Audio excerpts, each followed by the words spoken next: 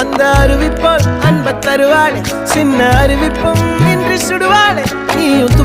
தும்மிடி ஆயுசு நூறாக என் உயிர் உன்னோட பத்திர சொத்தாக என் பார்வை உன்னோடு உன் பொம்மை கண்ணோடு பேசாமல் விண்ணோடு நாம் மிதந்து போவோம் காதாரா அடியானாலும் நான் தாங்க மாறோடு